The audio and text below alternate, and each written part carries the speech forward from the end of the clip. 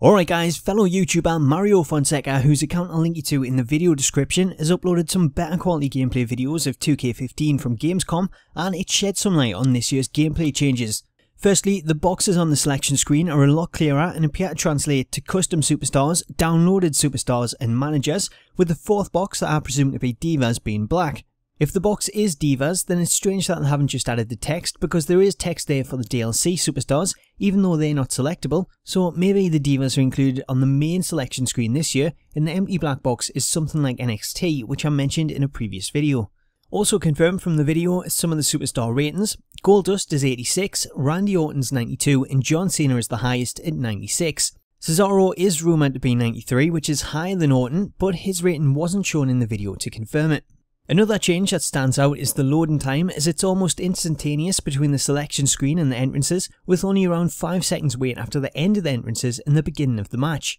Once the match begins, it's not long before the first lockup, which reveals the 3 button options. Those are triangle for a headlock position, square for a wrist lock, and circle to grapple from behind with a waist lock. At this point, both players press one of the buttons, and if the person who initiated the grapple has something different to the other player, they'll gain the advantage. From there, the second stage involves both players rotating the right stick until they find the sweet spot, which sees the on-screen circle icon turn from blue to red. There is also a second lockup in the match, which starts out the same way, but after gaining the initial control and putting Cesaro in a headlock, the player playing as Cena is able to start hitting Cesaro with strikes while he still tries to find the sweet spot and break the hold.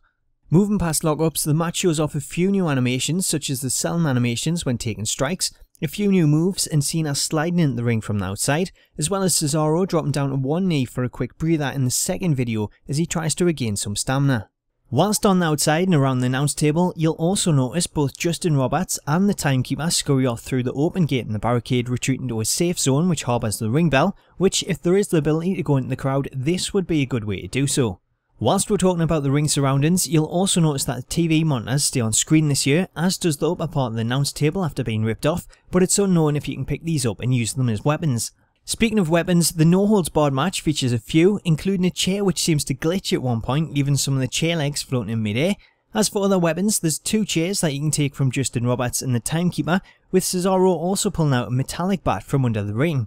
Some people have mentioned the fact that there's no weapon wheel, but seeing as this isn't actually an Extreme Rules match, it's just a regular match with DQ turned off, then that's probably why. Another confirmation from the No Holds Barred video is that Wake Up Taunts return, and the animation is much better than it is in 2K14, which leads to Orton delivering an RKO and getting the win. Finally, the only other things to note is that the replays at the end of the match now feature the raw graphics as a frame around them, just like on TV, and the crowd as a whole just looks so much better, not just graphically but also in terms of the animations.